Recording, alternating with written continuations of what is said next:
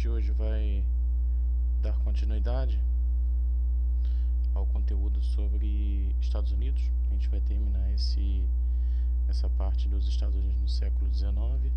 Nós já começamos a conversar sobre isso lá na aula anterior da semana passada, tá bom? Estados Unidos no século XIX, módulo 12, e hoje Estados Unidos no século XIX, módulo 13.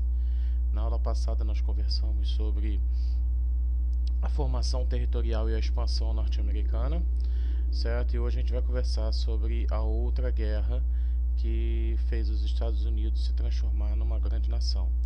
A primeira guerra foi a Guerra da Independência, certo? Nos idos de 1776 a 1782. 83 foi assinado o tratado. E a segunda guerra foi essa Guerra da Secessão. A terceira guerra foi a Primeira Guerra Mundial e a quarta guerra foi a Segunda Guerra Mundial. Foram as 4 guerras que levaram os Estados Unidos para o topo, certo? Então hoje a gente vai falar sobre a Segunda Guerra que levou os Estados Unidos a se tornar uma grande nação. Na verdade, foi ela que deu origem ao processo de unificação norte-americana, porque, como eu sempre falo, os Estados Unidos não eram tão unidos assim. Peço que os senhores acompanhem também pela apostila de vocês, tá? Porque esse conteúdo aí tem relação absoluta com a apostila de vocês. E vamos lá. Idade contemporânea, formação dos Estados Unidos. Nessa primeira metade do século XIX, como eu sempre falo, os Estados Unidos tinham diferenças profundas entre o norte e o sul. Diferenças profundas. Cabe ressaltar também que esse material em forma de slide, ele está aí, certo? No grupo de vocês, beleza? Então eu quero que o foco seja de vocês agora exclusivamente na aula. Essa aula eu creio que vai ser em torno de 22 a 24 minutos e eu não estou com condições técnicas no momento de fazer aula no Google Meet, então não farei a aula na videoconferência, certo? Depois que terminar aqui as aulas a gente tira dúvida aí no grupo até terminar o horário, tá bom?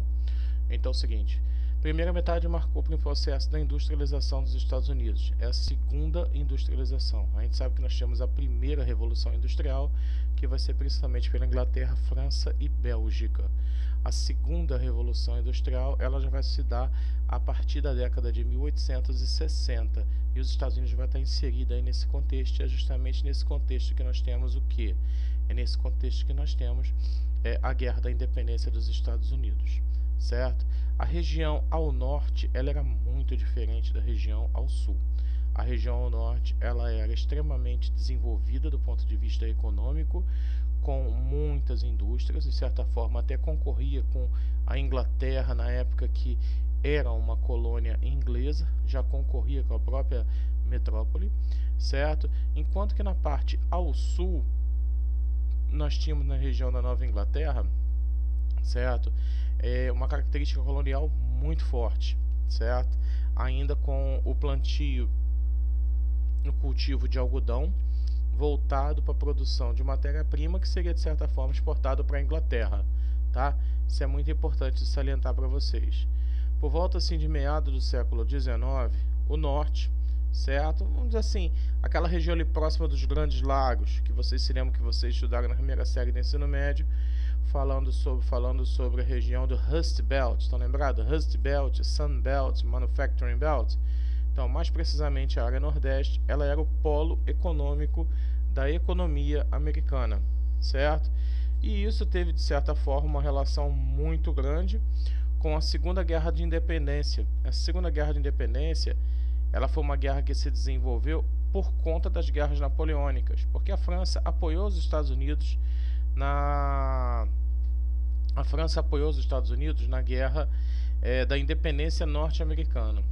Quando Napoleão Bonaparte estava enfrentando problemas com a Inglaterra nas guerras napoleônicas, na era napoleônica, os Estados Unidos acabou, de certa forma, desejando auxiliar a França, como se fosse assim um retorno, né? Isso acabou provocando a chamada Segunda Guerra de Independência. Isso é importante que vocês entendam porque as importações diminuíram, porque as importações normalmente eram mais da Inglaterra e as pessoas começaram a consumir mais as manufaturas locais, ou seja, passaram a consumir mais produtos locais, produtos principalmente do norte. Outro ponto interessante é que a gente aprendeu uma coisa em geografia sobre subsídios e protecionismo. A expressão protecionismo ela vai ser muito útil para ser compreendido esse período aqui da história dos Estados Unidos. Por que vai ser útil? Porque os Estados Unidos na região norte, ele não conseguia produzir tão barato quanto a Inglaterra. Por ele não conseguir produzir tão barato quanto a Inglaterra, o que acontece? Você vai ter um processo de pressão, certo? Pressão mesmo, para que os Estados Unidos possa criar medidas protecionistas para proteger o seu mercado interno. Mas a gente vai voltar a falar um pouquinho mais sobre isso. Vamos agora avançar um pouquinho e dar uma olhada nas características das bandeiras, certo? Nós temos aqui a Guerra da Secessão de 1861 a 1865. Ela foi a guerra que mais matou norte-americanos. Então, pessoal, nós temos esses dois grupos aqui. A União, Estados do Norte, chamado na época de Partido Republicano, defendia o protecionismo, ou seja, barreiras alfandegárias para poder proteger o mercado interno, e o abolicionismo, ou seja, o trabalho livre, porque automaticamente teria relação com o mercado consumidor, aumento do mercado consumidor. O Sul, chamado de Confederados, Partido Democrata, livre cambismo, ou seja, não queriam protecionismo, certo? E também defensores daquilo que era chamado de escravismo, certo? Ou seja, eles eram favoráveis a, vamos dizer assim, a postura escravocrata. Esse era o desejo, era o foco fundamental deles.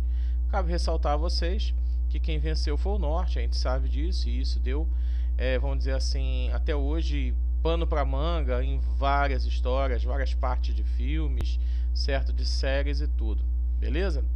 Essa bandeira, como é que se diz? Esse mapa que está aqui é um mapa que mostra a questão da Guerra da Secessão, certo? Os estados que se declararam como livres nesse processo são esses azuis escuros. O azul claro são apenas territórios, não eram considerados ainda estados, certo? E esses estados aqui que eram tão meio avermelhado, eles se consideravam estados que estavam sobre vamos dizer assim, sob o controle dos confederados, certo? Então nós poderíamos dizer norte, sul e alguns que tentaram manter uma certa posição intermediária.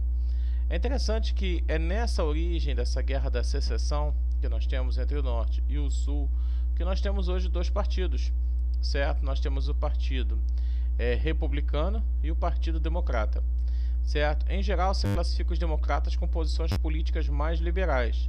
Os democratas, certo, têm posições políticas mais liberais, simbolizados por esse animalzinho aqui, certo? Ou mesmo até de esquerda. E os republicanos com posturas mais conservadoras, ou mesmo chamados de direita, certo? Cabe salientar que não são os dois únicos partidos norte-americanos, mas realmente são os principais grupos que nós temos dentro dos Estados Unidos. Nós temos vários partidos norte-americanos, mas o que a gente mais escuta falar são republicanos e democratas, que realmente eles manipulam a opinião pública norte-americana. Quem quiser dar uma olhada nesse site diferença.com, tem muito mais detalhes de diferença entre os dois partidos, quem tiver assim curiosidade. Bacaninha? Joinha? Vamos dar continuidade à nossa conversa agora, a questão do protecionismo e liberdade de comércio. A gente vai, vamos dizer assim, pautar um pouquinho na questão de geografia, que a gente já estudou na parte de geografia sobre esse tema, certo? O protecionismo foi fundamental para a eclosão da Guerra Civil. Protecionismo por quê? Porque o norte queria proteger o seu mercado interno, seu mercado consumidor e as suas indústrias, né? Impedindo a entrada de produtos. Eu até coloquei uma imagenzinha aqui para vocês, tá vendo? Olha, os produtos têm uma barreira de proteção para não entrar. Certo? Os estados do norte, em processo de industrialização, reivindicavam altas tarifas de importação como mecanismo de manutenção do seu desenvolvimento, pois não conseguiam competir com os preços dos produtos ingleses. Isso aí tem relação com o quê? Com a balança comercial favorável. Eles queriam então que importasse pouco, certo? E que exportasse muito. Para importar pouco, teria que colocar uma alíquota de preço lá em cima, para que isso fosse possível, né? Para eles conseguirem desenvolver a sua própria indústria. Já o Sul não gostava dessa parada. O Sul, na verdade, ainda permanecia muito ligado à Inglaterra. E o Sul dependia economicamente, além de depender economicamente do Norte, vocês vão ver que a população lá também é meio menor, certo? Eles exportavam boa parte da produção para o Norte e importavam do Norte os manufaturados, certo? Aí quando você fala, peraí, como é que pode eles importavam do norte se era o mesmo país? Gente, importação e exportação existem entre estados da federação. O Tocantins importa determinados tipos de alimentos, ou exporta determinados tipos de alimentos, certo? A importação não é só relacionado à entrada e saída de um país, certo? Mas eles também não eram tão unidos assim, certo? E eles defendiam que os produtos que vinham do norte eram muito caros, mais caros que a Inglaterra. Então eles queriam o livre comércio. Não, eu compro de quem for mais barato, seja do norte ou seja da Inglaterra. Eles preferiam comprar manufaturas ingleses, porque para eles tinham melhor qualidade, eram mais baratos e eles poderiam comercializar com a Inglaterra trocando pelo algodão. Esse é um ponto que é interessante. Eu botei aqui a imagem para vocês sobre essa questão do protecionismo, tá? Para vocês entenderem, tá? O protecionista aqui, ó, protegendo o grupo mais forte, enquanto que o mais fraco quase não consegue a sua própria proteção, certo? Só para vocês terem uma noçãozinha. Esse conteúdo é mesmo aí conteúdo que está na apostila de vocês. Outra questão muito importante para compreender a Guerra da Secessão é a problemática do escravismo, certo? A escravidão. Para o pessoal do norte, a escravidão ela era interessante, tá? Para o pessoal do norte, a escravidão ela era interessante por quê? Porque a escravidão, ela... Como é que eu posso... desculpa. Para o pessoal do sul, a escravidão era interessante por quê? Porque eles poderiam usar o trabalho escravo, que para eles era um trabalho que você pagou o cara, comprou o cara, automaticamente ele vai trabalhar de graça e vai ter os seus benefícios. Esse era o pensamento do pessoal do norte, tá bom? Ai, gente, pessoal do sul que pensava desse jeito. Vamos lá, corrigindo. Para o pessoal do sul, interessava para eles a manutenção da escravidão, certo? Ou seja, a livre adoção do escravismo. Eles queriam dessa forma, o pessoal do sul. Para eles era interessante porque era vantajoso economicamente trabalhar com um sistema de exploração econômica do escravo africano, beleza? O pessoal do sul. Já o pessoal do norte não gostava, certo? Eles achavam que os escravos deveriam ser libertos. E talvez você pense, poxa, então o pessoal do norte era mais humano que o pessoal do sul. Não necessariamente, certo? O pessoal do norte, na verdade, estava defendendo o quê? Uma coisinha chamada mercado consumidor. Isso aí tem que ficar claro para vocês. O foco deles era defender o mercado consumidor. Porque se eu tenho escravos, como o sul defendia, certo? Eu não vou ter mercado consumidor. Agora, se eu tenho um trabalhador livre, eu vou ter mercado consumidor. Infelizmente, é essa a questão, tá? Esse é o primeiro ponto. Segundo ponto. Em 1820, o estado do Missouri solicitou a integração na União, ou seja, era um estado de fora que quis entrar na União. E isso gerou conflitos. Por quê? Porque o estado do Missouri foi para o sul. Ele queria fazer parte dos estados que eram favoráveis à escravidão, certo? Isso gerou uma pendência para os estados do sul, tá? E isso fez com que as discussões dentro do Congresso se tornassem um pouco mais intensas e acabou sendo assinado, foca isso daí, pega a apostila de vocês, sublinha, marca isso daí, o chamado Compromisso do Mississippi, Missouri, tá? Compromisso do Mississippi, Missouri. O que foi o Compromisso do Mississippi, Missouri, certo?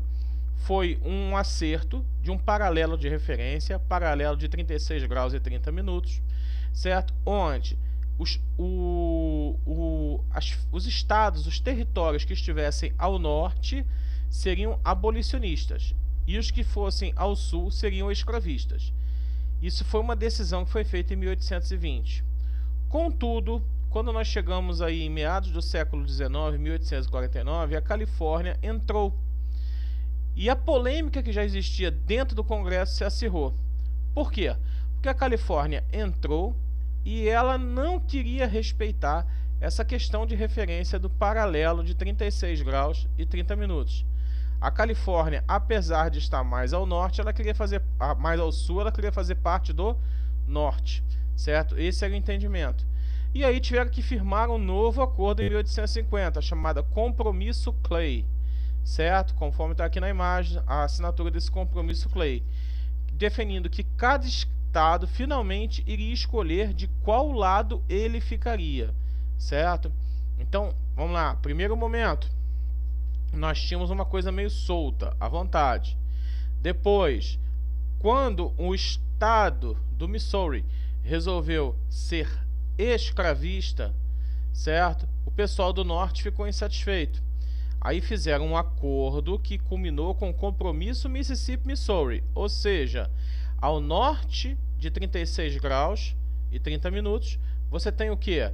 Você tem estados abolicionistas. Ao sul seriam estados escravistas. Essa é a base do compromisso Mississippi-Missouri. Contudo, mais ou menos aí seus 20 anos depois, uns 30 anos depois, mais ou menos isso, a Califórnia, que era um estado livre, resolveu entrar na federação. Ela estava abaixo desse paralelo, mas ela preferiu ficar como abolicionista, certo? E isso abalou e eles tiveram que fazer um outro. Então, o compromisso Clay, ele é uma substituição do compromisso Mississippi-Missouri, certo? E o compromisso Clay definia que cada estado iria decidir sobre a continuidade ou não do escravismo. Ou seja, as bases daquilo que a gente conhece como Constituição norte-americana hoje, né, que ela é bastante liberal em relação aos estados, né, os estados têm muita liberdade de decidir o que querem, está aí nesse compromisso Clay também, certo? Vamos lá. A causa imediata para a guerra tem relação com a eleição de Abraham Lincoln, certo? Abraham Lincoln, que não tem nada a ver com aquele cara caçador de vampiros, tá? Porque aquilo ali foi uma obra de ficção. Ele foi eleito para presidente. Esse cara tinha um discurso muito moderado com relação à escravidão, tá? Muito moderado mesmo. Moderado demais para o pessoal do sul. E ele estava ao lado do pessoal do norte. Então ele defendia os interesses da burguesia nortista. Por ele defender os interesses da burguesia nortista, o que vai acontecer? O pessoal vai pensar, bom, o cara vai libertar os escravos. Só que é uma coisa curiosa que Abraham Lincoln também tinha escravos, certo? Ele também possuía escravos. Mas depois ele vai se converter em um defensor dessa liberdade dos escravos. Cabe deixar mais uma vez claro para vocês que não necessariamente por interesses sociais, mas por interesses mesmo econômicos do mercado consumidor, certo? Aí, inclusive, coloquei uma frase aqui para vocês, bastante interessante, que diz o seguinte: se eu pudesse salvar a União sem libertar nenhum escravo, eu o faria. Se pudesse salvar a União libertando os escravos, eu o faria. Ou seja, para ele o que importava era salvar a União, libertando os escravos ou não libertando os escravos, certo? Mas ele estava defendendo ali os interesses da moçada do norte. E é claro que o pessoal do sul ficou revoltado com isso. Então, com 1860, Abraham Lincoln, sei lá que bagaça é essa, ele vai ser eleito. E em 1861, certo, os estados do sul vão se separar. Liderados por um camarada chamado Jefferson Davis, eles vão se intitular Estados Confederados, vão estabelecer a sua própria bandeira, certo? Tá aqui. E vão, vamos dizer assim, partir para a guerra. Beleza? Eles vão partir para a guerra, determinando que eles vão se tornar autônomos. Inclusive eu trouxe para vocês aqui algumas imagens. A imagem da derrota dos confederados em Virgínia em 1865, certo? E uma outra batalha aqui, que é a batalha de Chancellorsville, em 1863. Essas batalhas, essa guerra civil norte-americana, ela é muito abordada em diversos filmes, diversos seriados. Inclusive, recentemente eu vi naquele seriado Legends of Tomorrow uma abordagem sobre isso. Não sei se você já viu algum filme quando o pessoal fala seu Yankee de Araque, que não sei o que. Ainda existe uma rusga muito forte entre americanos da região mais ao norte e americanos da região mais ao sul. Isso é importante de vocês compreenderem até quando eles usam determinadas expressões. Tranquilo? Outro ponto curioso que nós temos com relação a essa guerra entre o norte e o sul é que, apesar do norte ter muito maior população, o sul esteve bem próximo de ganhar, certo? E a gente vai dizer que a gente pode afirmar praticamente que eles só não venceram por um fator interessante, que é o que? A libertação dos escravos. A gente vai falar um pouquinho sobre isso agora, certo? Observe, o norte tinha 25 estados e a população de 22 milhões de habitantes, com economia industrial diversificada e uma marinha de guerra. Já o sul tinha somente 11 estados, uma população de 9 milhões de habitantes e economia de base agrária. Aí você pensa, pô, então fácil, o norte ia vencer. Muito pelo contrário, certo? O sul ele contava com um apoio muito forte da Inglaterra, tá, nesse processo. E financeiramente eles contavam com um fundo de reserva muito grande, usaram muito ouro. Isso também é explorado em vários outros filmes, nessa questão do ouro. Tem até pessoas que procuram, que caçam o ouro dos confederados, né? Porque tem um carregamento de ouro gigantesco que desapareceu e ninguém sabe onde ele foi parar. Com certeza em algum lugar ele está, né? Mas é muito interessante essa questão, tá? E percebendo que os estados do norte estavam perdendo, Abraham Lincoln ele acaba extinguindo a escravidão. Quando a gente fala de extinguir a escravidão, mas isso era um projeto dele anteriormente. Veja bem, ele era defensor dos interesses do norte, mas não necessariamente ele tinha extinto a escravidão, certo? Ele não tinha proclamado a abolição ainda, certo? Ele vai fazer isso no decorrer da guerra para passar a contar com o apoio dos negros, certo? Esse é um ponto interessante, porque desses 9 milhões de habitantes que nós temos nos estados do sul, uma boa parte, quase a metade, eram negros, tá bom?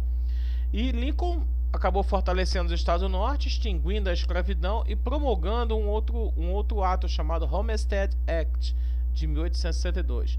Cabe ressaltar que esse Homestead Act ele não é um só, tivemos vários atos Homestead e eles estão relacionados com a posse de terras, certo? E esse de 1862 garantiu o apoio de granjeiros e pioneiros interessados nas terras que estavam ao oeste e também de ex-escravos, de colonos que acabaram saindo do sul e indo para o norte, se incorporando ao exército da União. E aí sim revertendo a guerra em favor do norte, certo? Mesmo dessa forma, a Marinha do Norte conseguiu interromper o comércio e as negociações e até mesmo as armas entre a Europa e o Sul, certo? Fazendo um bloqueio naval. Então a Inglaterra não tinha mais como ajudar o Sul. E o Sul acabou sendo sufocado e acabou sendo derrotado, certo? Tem uma série de filmes aí interessantes demais que abordam essa questão, certo? E hoje, como eu falei com vocês, ainda tem um sentimento muito ruim com relação a isso, tá?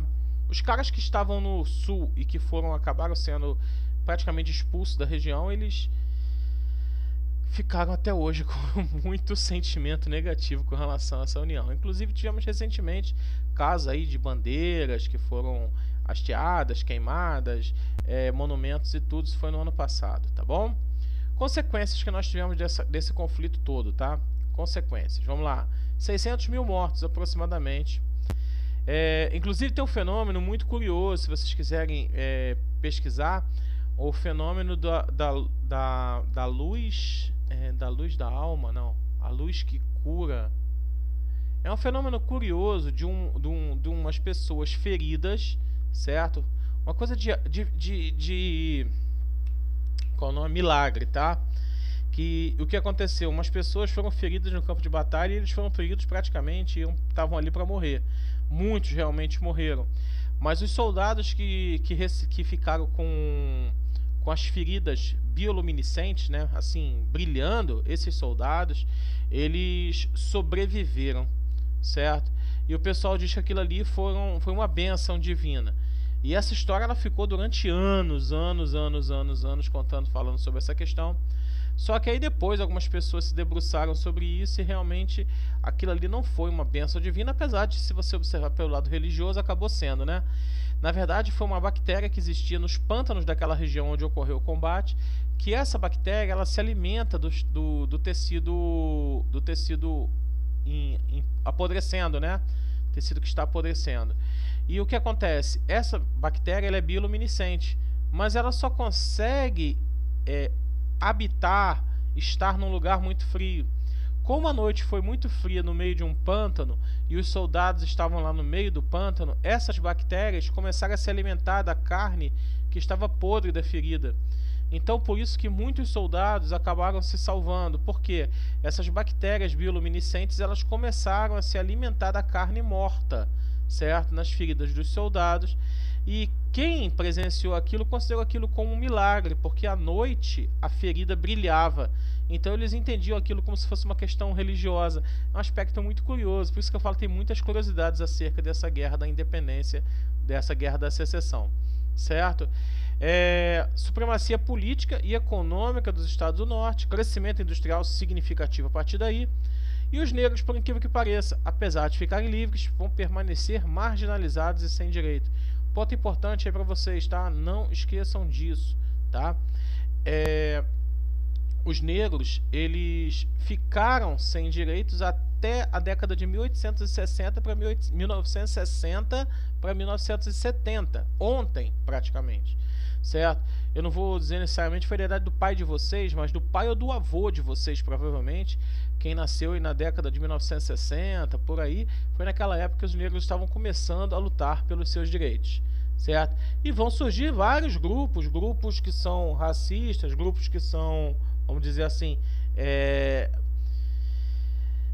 defensores de uma perseguição, inclusive a Ku Klux Klan, que vai ficar até 1930 atuando legalmente nos Estados Unidos.